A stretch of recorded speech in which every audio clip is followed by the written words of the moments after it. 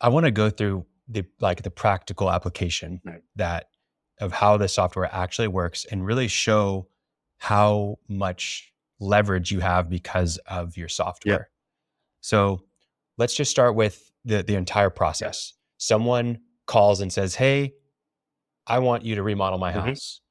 What happens? Yeah. So whether it's call or email, we have tracking links set up with our phone number and email and PPC and things like that. So if someone submits through our website or they call through the phone, a lead's automatically created in data.com, which instantly sends out an introduction email of our company with some information.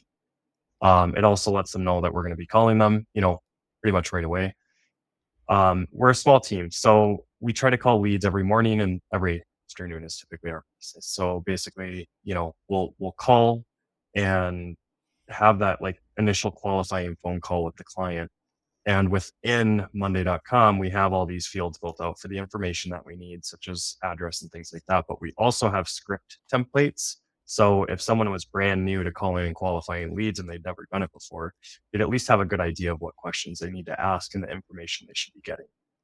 So all that information's entered. That lead card is then moved from lead qualifying to consultation scheduled or follow up if they weren't able to be reached. Um, Within Monday, if we weren't able to reach leads, we can send out follow up emails. We can also pre-schedule those or have them as automations that send out. Once a lead is, through the follow-up process and they're scheduled into a consultation, essentially all the notes for that client are being taken and uploaded into the, the project card within Monday. And that's moved to what we call prep for PSA, where we create a pre-construction service agreement and a budget. Now that we do outside of Monday, so we use BuilderTrend for the pre-construction service contract, and we use So they can sign it. yeah, and we use a Google Sheets file that I created for budget setting. Eventually, we'll likely change that, but for now, that's how that works. So how does that work? Yeah, So the budget, what do you do inside of the Google Sheet? yeah. So inside the Google Sheet, it's basically like it's our estimating process from BuilderTrend put into an Excel spreadsheet that automatically adds contingencies and provides us ranges for initially setting that project budget. So you've got formulas in there that are calculating, Mhm. a range for different items. Okay, Yeah, gotcha. yeah, So you use that to basically create a budget for the client yeah, and then give them a yeah. range. And I missed the software. So during the consultation process, um, our staff has Render on their phones, which is What is Canvas it called? Render. Okay. And basically they scan the space. It automatically, creates a floor plan within like 90 seconds. It gives you wall elevations and Oh, all that. wow. So when I'm creating budgets, something that we have a heavy focus on, and we're likely operate a little different than other companies in this, is we do invest some time in the front to make sure we're setting the project up for success. And so we upload that render scan into BuilderTrend. I do a takeoff on it to get square footages and things like that. And we're using that to build out that budget template. So it's as accurate as possible with the information that we know. And so, why is your philosophy on that? Is that just to be of better service to the client, your higher end customers? You want to give a better experience and a more realistic budget? Yeah. It's also one of the number one complaints I hear in our industry is, they said it was going Exactly. to roughly cost this and it came out to be 40 grand higher. And I'll never say we haven't been there. Like, yeah, we've done that. But it also gives us a clearly outlined document that once we're through the design process, and if that budget's 40 grand higher, we have something to reference and say, oh, yeah, this wasn't included in the original scope. You added this, this, and this, so I can at least explain the scope creep to Justify it. them. Yeah. Yeah. And it also Gotcha. a Okay. sets a roadmap for the design team as well for selection allowances and things like that. So if the design team doesn't know what they're designing, they're going to over design it or overspend. So it helps everyone just Mhm. kind of have clarity within that process. Okay. So let's just recap so Yeah. far. Out of all the things that you've gone through, where are the automations? You have the automatic addition into the CRM from the form submission or the phone call. You also have the automatic email sent to the lead of that they will receive a phone call. What else is automated in that in your process Yeah. there? So once they go through a consult, and a pre-construction service presentation, we have a follow-up process. So we have a 3, 5, 10, 15-day process, and we can tweak it, but we have automated emails set up to go out at certain points within that process as well. It's basically a template. You can modify the email to essentially, be a little more personalized to the client, and schedule send that. Okay, excellent.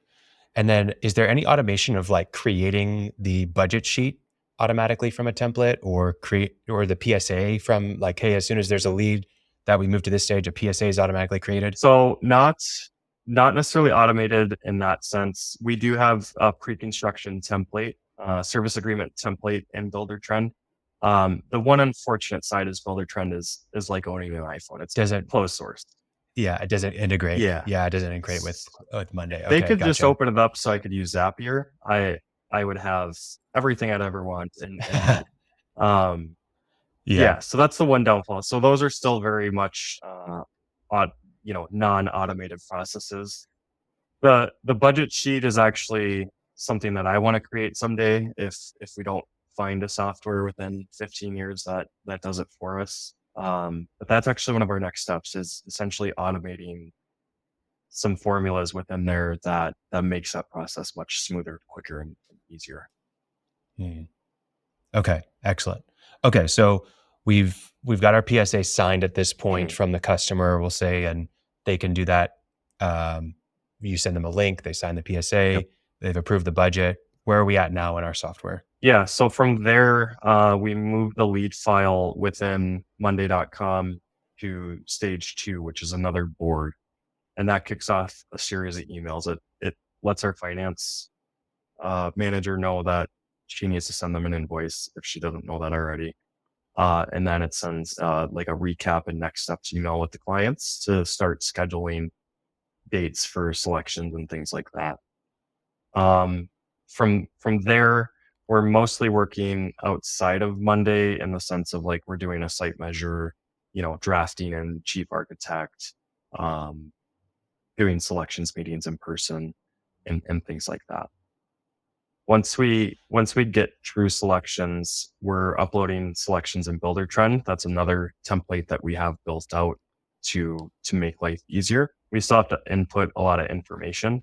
But what the template helps is, in the design build world where we're doing high-end and large-scale projects, there are 1,000 things you need to remember to select, down to route caulk and door stoppers and things that you just wouldn't normally think about. So it's like a checklist in its own means for that process. So after you've gone through the sales process, they move to a new pipeline that's essentially for project setup. And from there, you're getting it set up in the financial side where you're getting all their details entered into QuickBooks, and you're sending over that initial invoice. You're doing your measurements. You're working inside of Chief Architect, getting the selections done inside of BuilderTrend. And are these just like tasks inside of Monday.com, but they're working in other softwares, or they're not even really listed as tasks for people to do inside of Monday? So we use Kanban boards within Monday as like steps within our process. So at each point, so like once a client signs a PSA and it moves into the new design pipeline board, we have all the steps within our process in a linear line. So the first step is a site measure. So the lead card moves to site measure. Once that's completed, the person responsible for that moves that to as-built and prelim drawings. Once that's done, it moves to selections. And then once selections is done, it moves to grade walkthrough. And then once it's done there, it moves to estimating. And so it's just following that process throughout the line.